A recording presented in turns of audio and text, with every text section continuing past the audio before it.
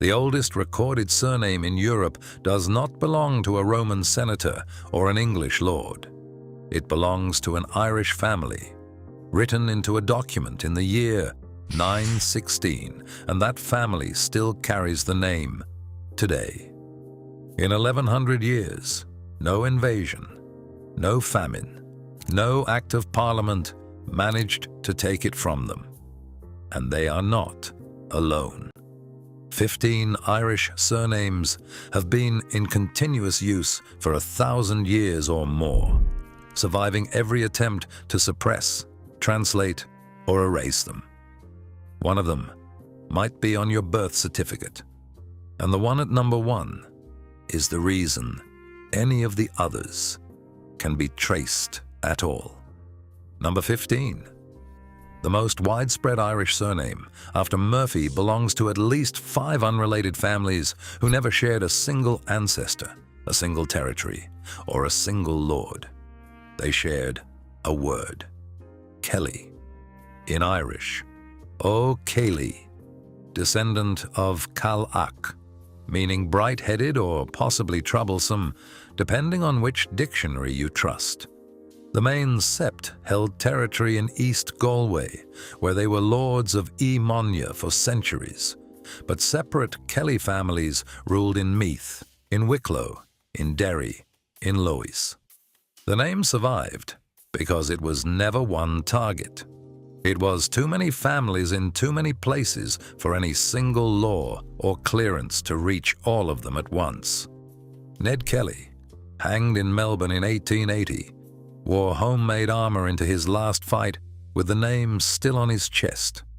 It arrived in Australia with convict ships, and it refused to lie down there too. If your name is Kelly, nobody needs to ask where it comes from. That is what 1,000 years of visibility buys you.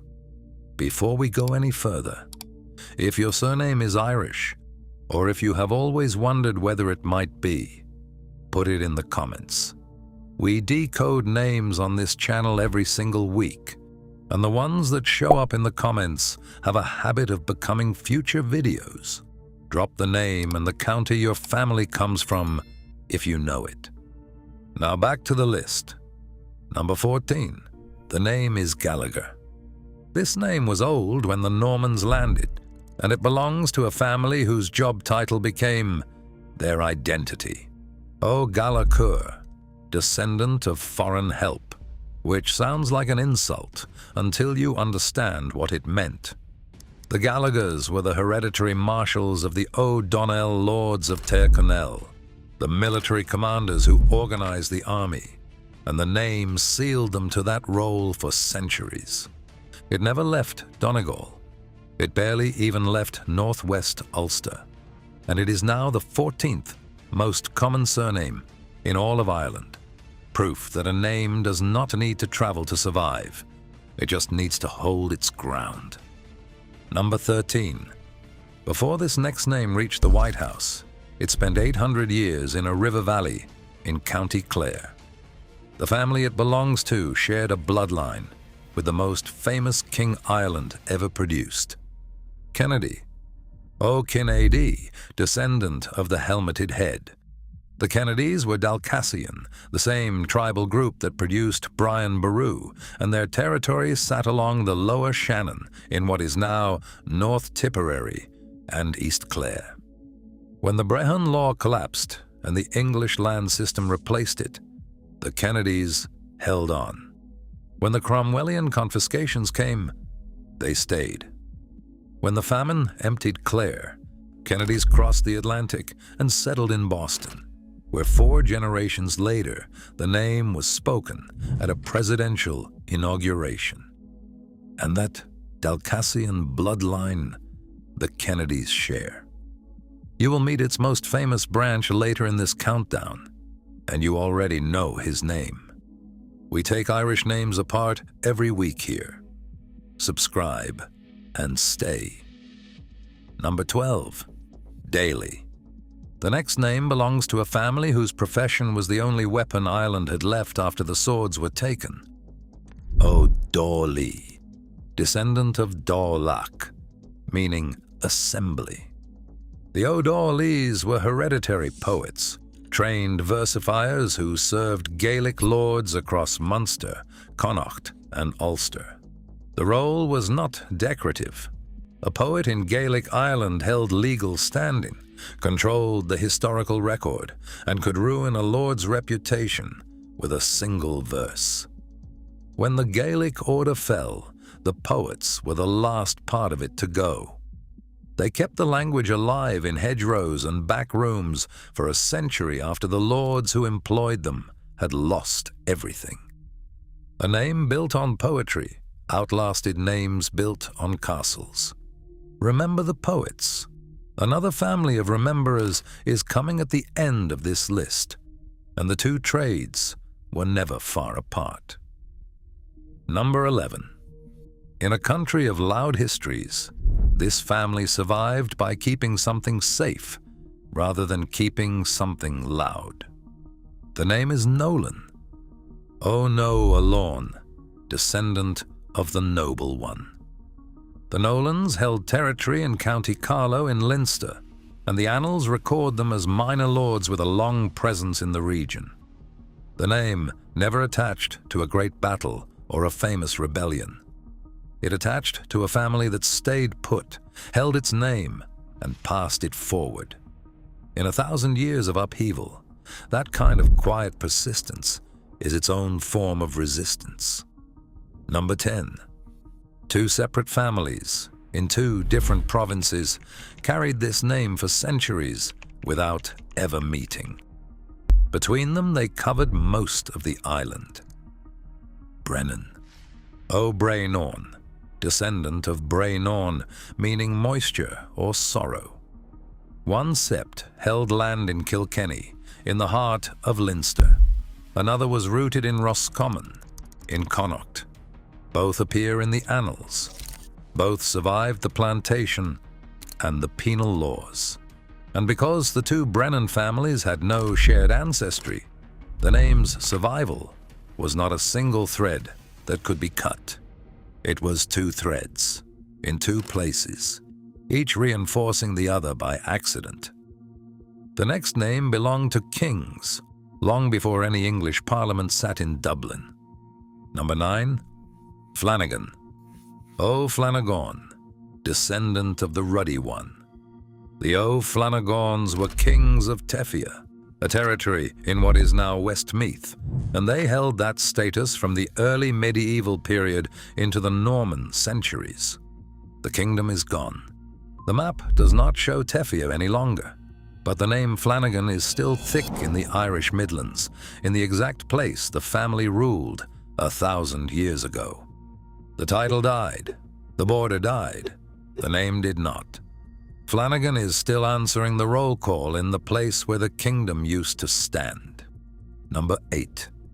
This next family held the mountains above Dublin and fought the English crown from them for 400 years. If your name is Byrne, your family did not hide in those hills. They owned them. O'Brien, descendant of Bran, a king of Leinster, who died in battle in 1052.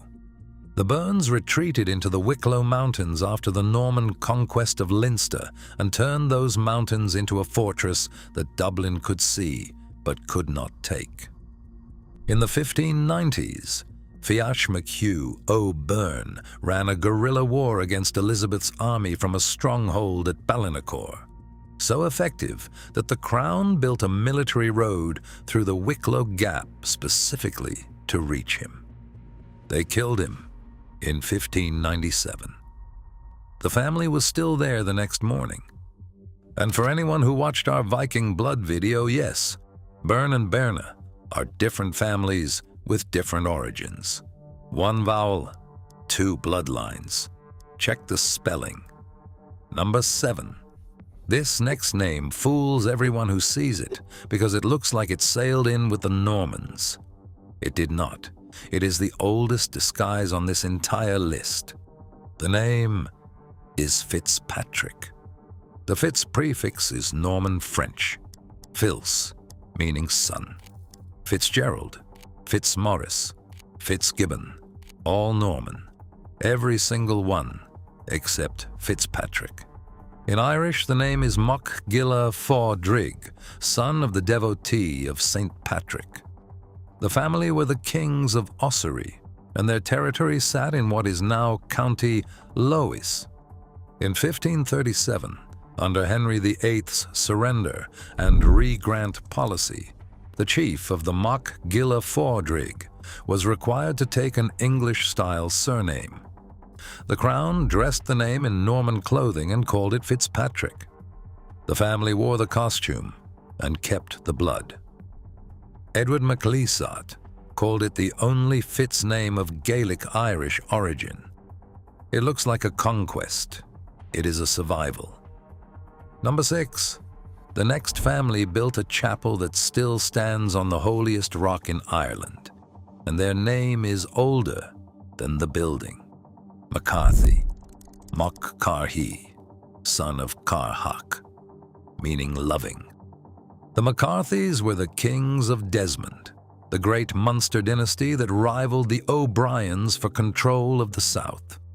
In 1127, Cormac McCarthy began building a chapel on the Rock of Cashel that still draws visitors today, one of the finest examples of Romanesque architecture in Ireland. The Tudor conquest stripped the family of its kingdom. Cromwell took the land. The penal laws took everything else, but the chapel stood, and the name stood beside it. McCarthy is still the most common surname in County Cork, 900 years after Cormac laid the first stone on the rock. Number 5. It survived the one thing worse than being erased by an enemy. It survived being blamed by its own country. The name is Kavanagh, Cuiv on Ach, from the Irish for gentle or handsome. The Kavanaghs descend from Diarmait Mac Murada, the king of Leinster, who invited the Normans into Ireland in 1169. For 800 years, Irish tradition called it the worst decision in the island's history, and the family that carried his blood carried the blame with it, and they kept the name anyway. Art McMurrough Kavanagh held English armies at bay for 42 years in the Wicklow Hills, receiving black rent from the crown itself. Domhnall Spainich was the last man ever inaugurated as King of Leinster, and he died in 1632. Blame did not kill the name. Nothing did. Number 4. Murphy is the most common surname in Ireland. It outnumbers every other name on this list, and the ancestor who gave it to them was named after the sea. O'Muracha, descendant of the sea warrior.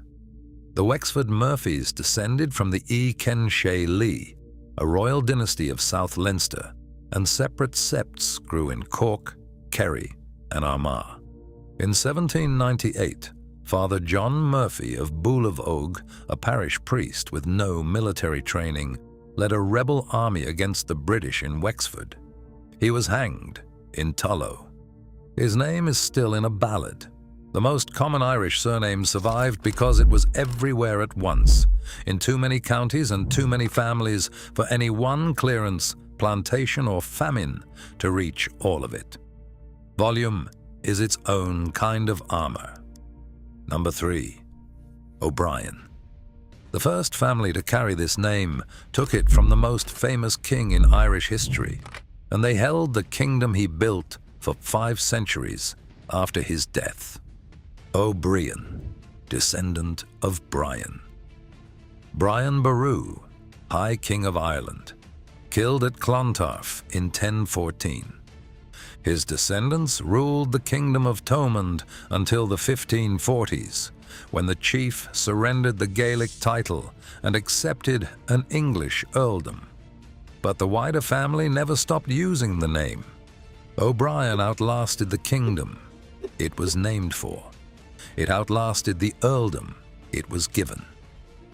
It is now one of the 10 most common surnames in Ireland, carried by people on every continent who may never have heard of Thomond, but still carry its king's name in their pockets. Number 2. This name traces further back than any other name on this list, to a man so prolific that geneticists believe 1 in 12 Irish men alive today may descend from him. O'Neill. O'Neill, descendant of Neil. Niall of the 9 Hostages, High King of Ireland in the 5th century, who built a dynasty that dominated Ireland for 600 years. His descendant Domhnall adopted the surname in the 10th century. Hugh O'Neill, the great Earl of Tyrone, fought Elizabeth's armies for 9 years before the flight of the Earls took him to Rome in 1607. The English planted Ulster with settlers and expected the name to disappear under them. It did not. Eugene O'Neill won the Nobel Prize for Literature. Tip O'Neill became Speaker of the United States House of Representatives. The name left Ireland by force, came back by choice, and never once went quiet. 14 centuries, from a warlord who kidnapped saints to a playwright who won the Nobel. That is the span of one surname. Number 1. And number 1 is the answer to a question nobody thinks to ask. Who remembered all of this? The name is O'Clery. O'Clery, descendant of the scribe. In the year 916, the Annals record the death of Tigernach O'Clery, Lord of Aidan in County Galway. That entry is the oldest recorded use of a hereditary surname in Europe. Not in England, not in France. In a field in Galway, 1100 years ago. The O'Clerys descend from Gwyra, a 7th century king of Connacht, and the name means exactly what their family did. They were scribes, hereditary historians, professional rememberers. When the Anglo-Normans broke their power in Galway in the 13th century, the family scattered, but the trade went with them. They resettled in Donegal and became hereditary historians to the O'Donnell lords. And in the 1630s, when the Gaelic world was collapsing around them, a Franciscan friar named Michael O'Clery sat in a room in Donegal and began writing. He and 3 colleagues compiled the Annals of the Four Masters, the single largest attempt to preserve the history of Gaelic Ireland before it was lost. Every king, every battle, every family that appears anywhere in this countdown or in any video on this channel is recoverable because of what that man and his family did. The O'Clerys did not survive erasure by fighting it. They survived it by writing everything down. And that is the thing about Irish surnames. They were not simply labels. They were records. Every name on this list is a document older than most of the countries that tried to erase it. And the family whose name means scribe made sure none of them were forgotten. You are named by history.